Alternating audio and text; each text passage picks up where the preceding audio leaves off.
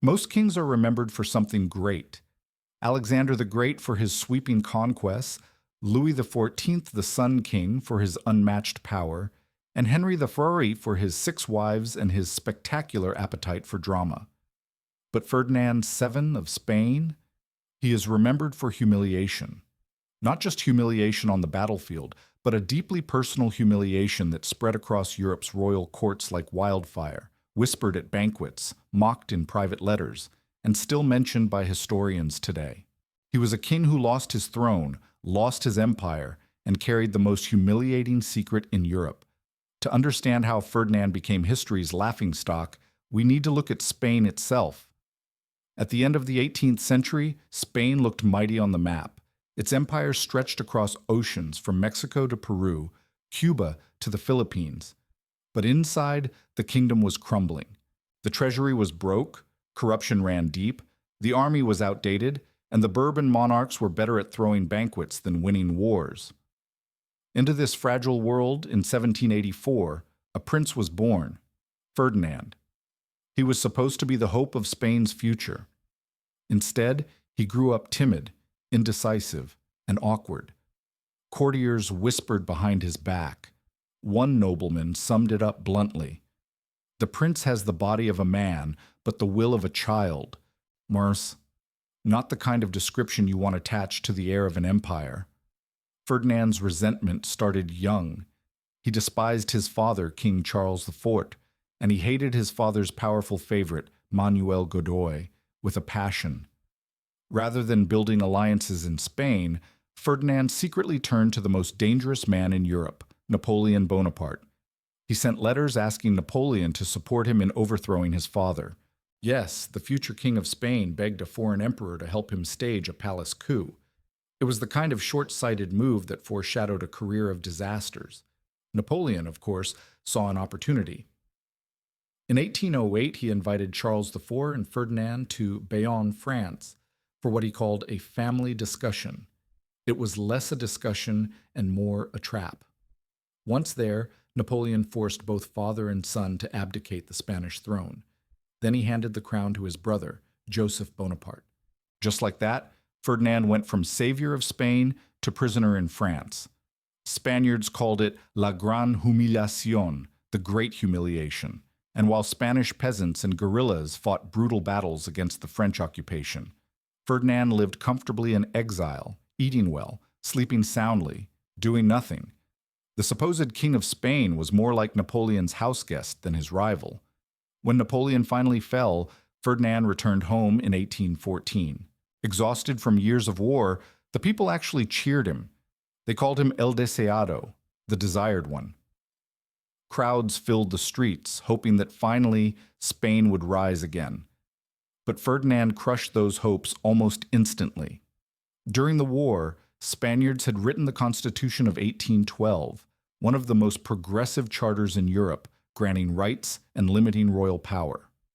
Ferdinand tore it up. He abolished the Cortes, restored absolute monarchy, and ruled like a tyrant. It was a cruel twist. The man they had fought to bring back betrayed them in weeks. The desired one quickly became known as El Rey Felon, the treacherous king. And now, the secret. Ferdinand married 4 times, 4 queens, yet for years, no children. In a royal court obsessed with heirs, whispers spread quickly. The king was impotent. It was more than gossip. It became a European joke. Doctors were summoned. Midwives were summoned. Even priests got involved, because in Catholic Spain, apparently even God had to sign off on the king's private life. Reports claim Ferdinand endured humiliating examinations to prove his manhood. Imagine, the most powerful man in Spain reduced to a medical subject in his own palace. Across Europe, the ridicule spread. In Paris, they joked Spain had a king but no future. In Vienna, he was called El Rey Impotente, the impotent king. Instead of being remembered for victories or reforms, Ferdinand became a walking punchline. But humiliation didn't soften him. It made him cruel. He unleashed repression across Spain. Secret police roamed the streets. Censorship smothered free thought. Prisons filled with liberals, intellectuals, and even students. Thousands were executed or exiled. One Spanish writer quipped, "He cannot command his body, so he commands with the gallows." Woe!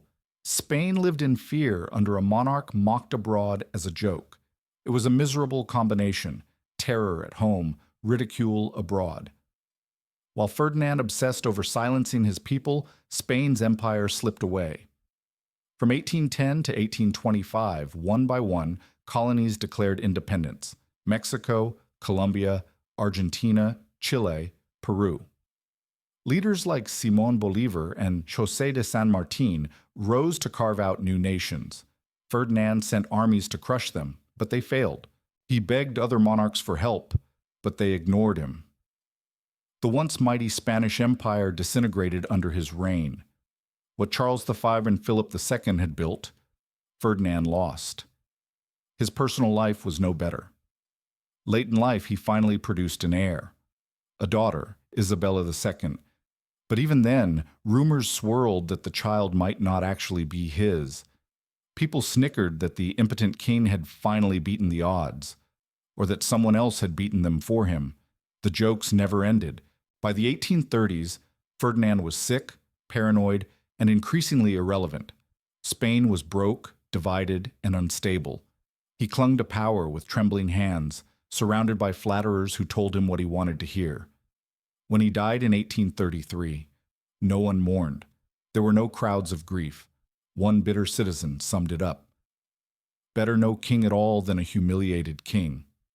So what did Ferdinand leave behind?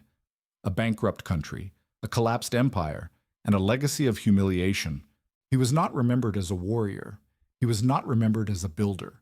He was remembered as the king with the most humiliating secret in Europe. His reign proved something devastating. Sometimes the wrong man on the throne doesn't just ruin himself. He drags down a nation and an empire. Ferdinand VII managed to be both a tyrant and a laughingstock, cruel to his own people, yet powerless abroad, feared in Madrid, but mocked in Paris. Weak in war, paranoid in peace, and humiliated in private, his name stands today not as Ferdinand the Great, not as Ferdinand the Wise, but simply Ferdinand the Humiliated. And if you think this story was scandalous, just wait. History is full of kings, queens, and secrets they prayed would never see the light of day. So if you want more of history's juiciest scandals told straight, with a mix of fact, wit, and just the right amount of disbelief, hit subscribe, because this was Ferdinand VII, the king with the most humiliating secret in Europe. And trust me, history has plenty more where that came from.